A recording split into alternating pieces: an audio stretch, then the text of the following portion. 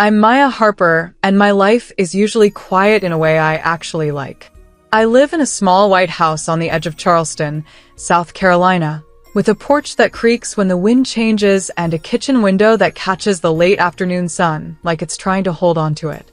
My neighborhood is the kind where people wave even if they don't know your name, where the mailboxes lean a little, and where you can hear someone's dog barking 3 streets away. Inside my house, everything has a place because I need it that way.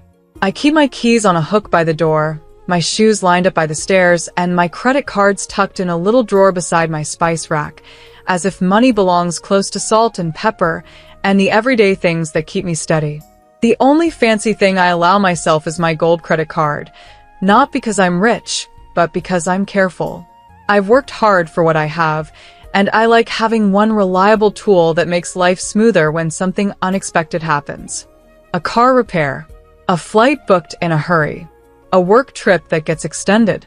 That card feels like a safety rail I can grab if the floor ever shifts under me.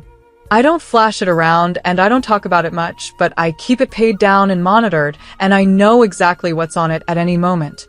That kind of control comforts me, especially because my family has never been great with boundaries, and money, unfortunately, has always been where those boundaries get tested. My parents, Daniel and Susan, live a few hours away in Raleigh, North Carolina, in a warm, busy house that always smells like coffee and cinnamon. When I was younger, their home felt like the center of everything. Now, when I visit, I notice the cracks.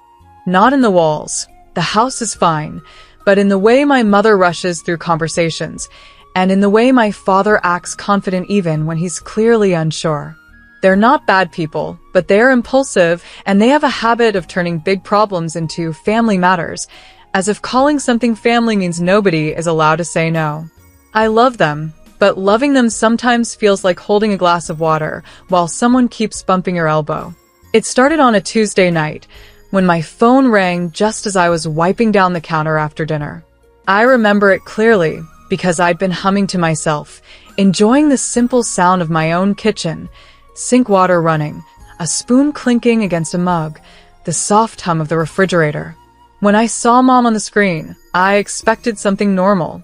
A question about the holidays, a reminder about a cousin's birthday, a little gossip about the neighbors. I answered with my usual, "Hey, Mom," and before I could even finish the word, she sounded breathless, like she'd been pacing. "Sweetheart," she said, and that one word told me this wasn't casual. "I need to ask you something, and I need you to just hear me out." I sat down at the kitchen table, because something in her voice made my stomach tighten. "Okay," I said slowly. "What's going on?" She hesitated, then spoke fast, like she was afraid of her own sentence. "Your dad and I need to make an online payment. We're short on time, and it's a big one. We need to borrow your gold card. Just for a few days." I blinked, staring at the grain of the wooden table. "How big?" I asked, already knowing the answer would make me regret asking. "It's $27,000, she said, and in the background I heard my dad's voice, low and confident, as if he were giving her instructions. "It's for something important. A deal. We can't miss it." My mouth went dry.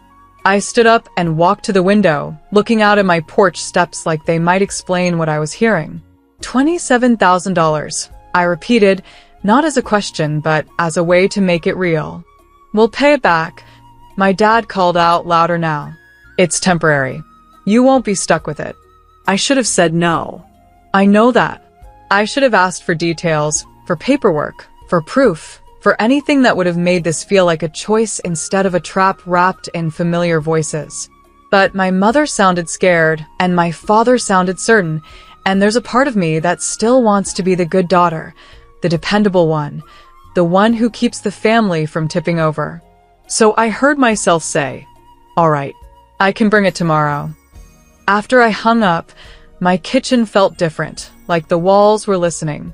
I opened the drawer by the spice rack and stared at the gold card lying there, perfectly still, as if it didn't know what kind of trouble it could invite. I held it between my fingers and felt that smooth plastic, And I told myself the same thing I always tell myself when family asks for too much. It's just for a few days. It's only one payment. They're my parents. Even as I thought it, I could feel the warning in my chest, quiet but steady, like a clock ticking in a room you can't quite find. A few days passed after that call, and I try to keep my mind busy in the way I always do when something makes me uneasy. I answered emails, cleaned my house too thoroughly, and cooked meals I didn't even feel like eating. I told myself my parents were handling it, that they'd make the payment, return my card, and everything would go back to normal. Still, every time my phone buzzed, my heart jumped like it expected bad news. I checked my banking app more often than I want to admit, staring at the screen until the numbers blurred, then closing it like closing it could make the worry disappear. I kept thinking about how quickly Mom had said the amount, like she'd rehearsed it, and how Dad had sounded confident in that way he gets when he's trying to convince himself as much as anyone else. By Sunday, I couldn't stand being in my own head anymore, so I drove to Raleigh, North Carolina, telling myself it was just a normal visit, just dinner with family, nothing dramatic. The highway was long and flat, and the sky looked washed out, like someone had rubbed the color off it. I remember gripping the steering wheel and having this strange thought that I was driving toward a question I didn't want answered. When I pulled into my parents' neighborhood, the houses looked peaceful and tidy, but my chest felt tight anyway. Their place was exactly as I'd left it. The same brick steps, the same flower pots, the same welcome mat that said, "Bless this home." I stepped inside and smelled cinnamon, and for a second it almost calmed me, until I heard voices in the living room that didn't sound calm at all.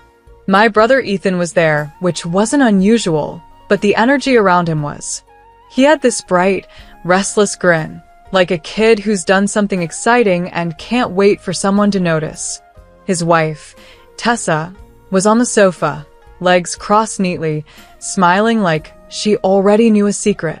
When I walked in, she stood up and hugged me, and I felt how stiff she was, like she was holding her posture on purpose. Her nails were freshly done, and her perfume was stronger than I remembered. The whole scene looked polished, like a photo set up to prove a point. We all moved toward the kitchen, where Mom was rushing around the way she does when she wants everything to look perfect. Dad was at the counter with his phone, wearing that relaxed expression he uses when he thinks he has control. I tried to act normal. I said hello, accepted a glass of water, complimented the food. I even laughed at something Ethan said, although I couldn't tell you what it was now. My eyes kept drifting, scanning for small clues the way you scan a room when you've lost something important. And then I saw it. Tessa reached into her purse, and when she pulled out her wallet, a sleek, brand new card slid out with a little shine, like it wanted attention. It was dark and glossy, not like the worn cards most people keep. She held it between her fingers for an extra second, and the way she did it made my stomach turn. It wasn't just a card. It was a message. "Oh," I said, keeping my voice light even though my pulse had picked up. "New card." Tessa smiled, small and proud. "Yeah," she said. "Just something I got recently." "Nice," I replied, but the word felt sour in my mouth, because I couldn't stop my mind from connecting dots. My parents didn't suddenly become careful spenders. Ethan didn't suddenly become humble. Tessa didn't suddenly become quiet. And yet here she was, holding something new like she'd earned it. I watched her tuck the card away, and she glanced at my parents like they were all sharing the same private joke. Before I could ask anything else, a loud sound burst through the front of the house, an engine, sharp and confident, like it belonged to someone who wanted the whole street to look up. The windows rattled. The plates on the counter gave a tiny shake.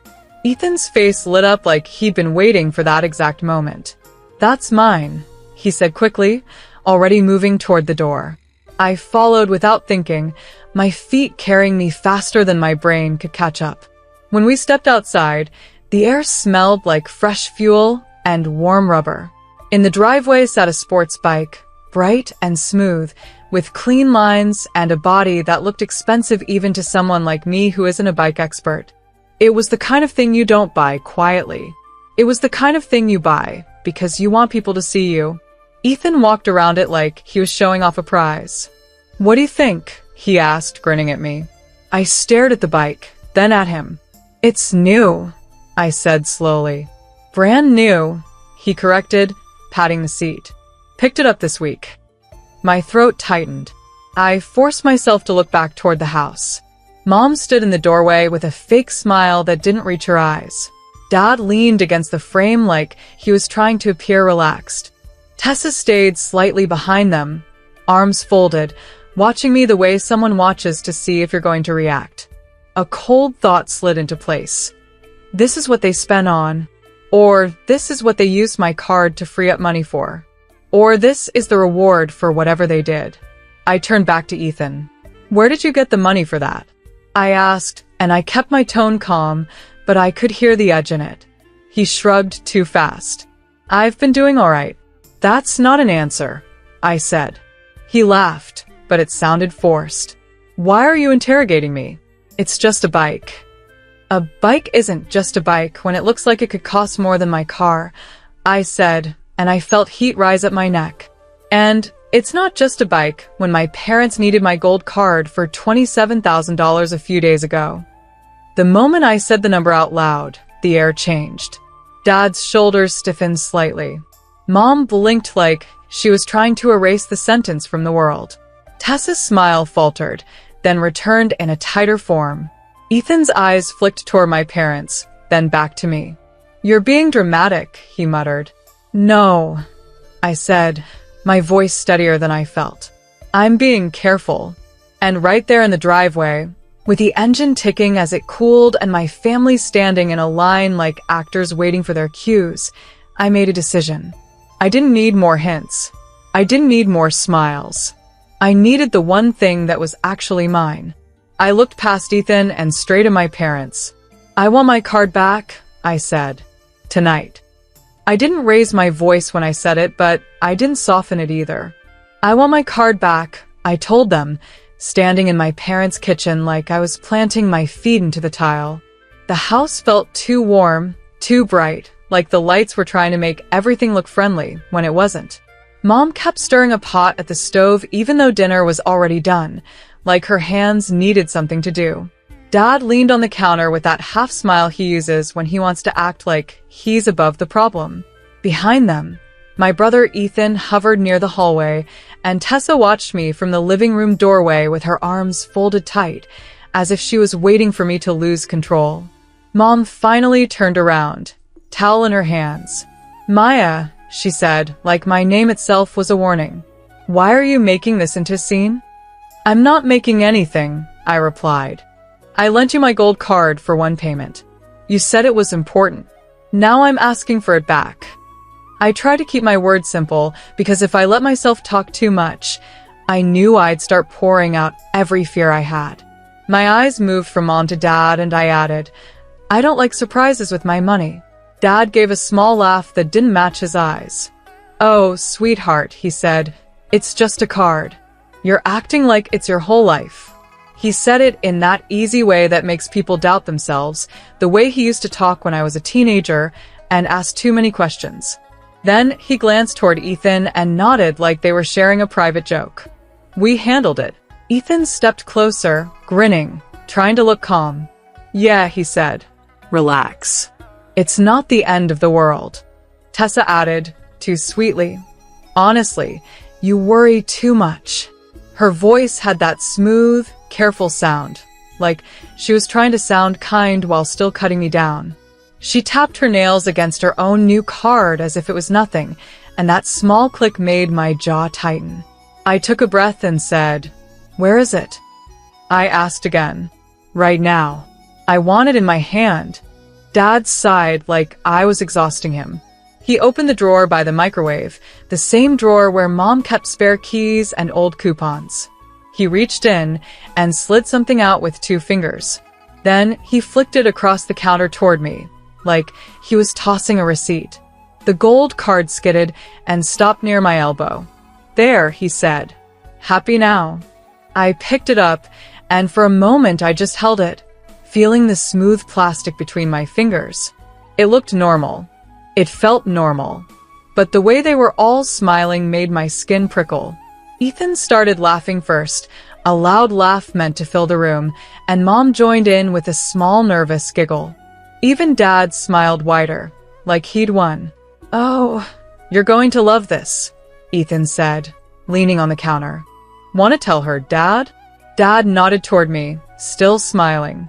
"Maya," he said, slow and pleased, "that card only has $110 left." The words hit me like cold water.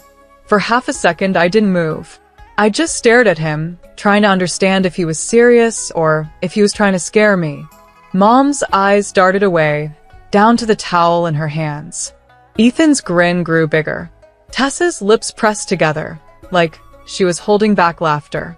The whole kitchen felt like a stage where I was the only one who didn't know the script. I put the card on the counter and pulled out my phone. My hands were steady, which surprised me, because inside I felt like something was cracking. "That's funny," I said, not laughing at all. "Because if it only has $110 left, it means someone spent a lot more than you told me." I tapped my screen and opened my banking app, the one I check when I want to feel safe. The familiar login page came up, and my thumb hesitated for the smallest moment. I could hear Ethan's laugh behind me, like it was meant to push me into panic. Dad folded his arms. "Go ahead," he said, still smug. "Look." "You'll see." So I did. The screen loaded. A few lines of numbers appeared. My eyes moved down, slow at first, then faster.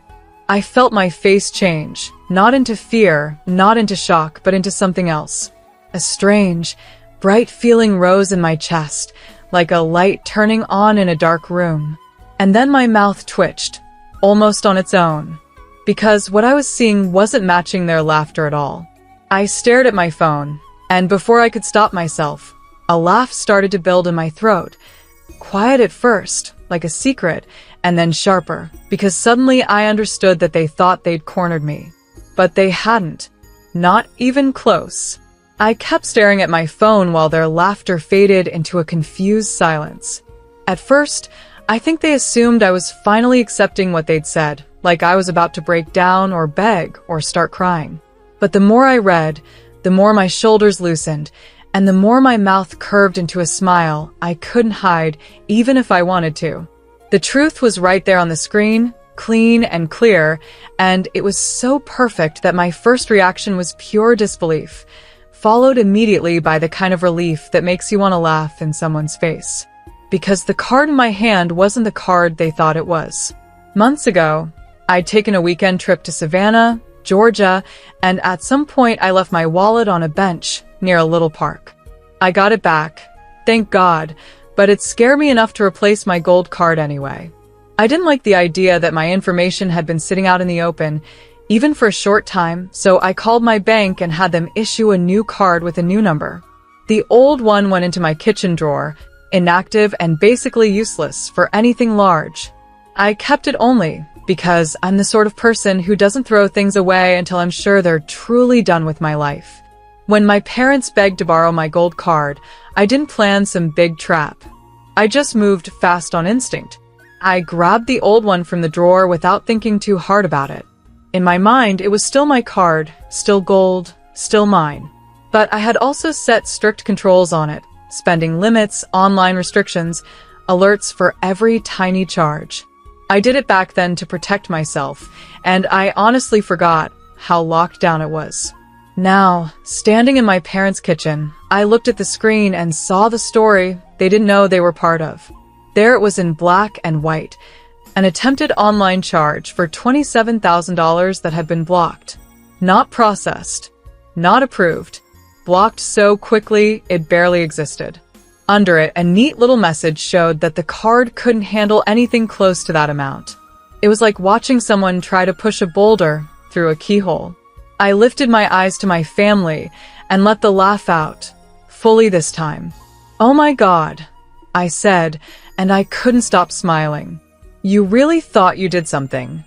Dad's smug look cracked. What are you talking about? He demanded, but his voice had lost that easy confidence. Ethan blinked, suddenly less proud. Why are you laughing? He asked, like laughter was a language he didn't understand unless it was his. I turned the phone toward them, holding it at an angle so they could all see. It didn't go through, I said. That $27,000 payment? Declined. Blocked. Mom's face drained of color, and her lips parted like she'd forgotten how to speak. Tessa leaned forward, eyes narrowing, scanning the screen as if she could will the numbers into changing. Dad's mouth opened, then shut. He stared at the phone, then at the card, then back at me, like his brain was trying to build a new version of reality. That's not possible, he muttered. It is possible, I replied calmly, because now I could finally breathe. This is my old gold card. I replaced it months ago. It's locked down. It has limits. It can't do what you tried to make it do. Ethan's eyes darted toward the window, toward the driveway, where his shiny sports bike sat like a loud mistake. His throat bobbed as he swallowed.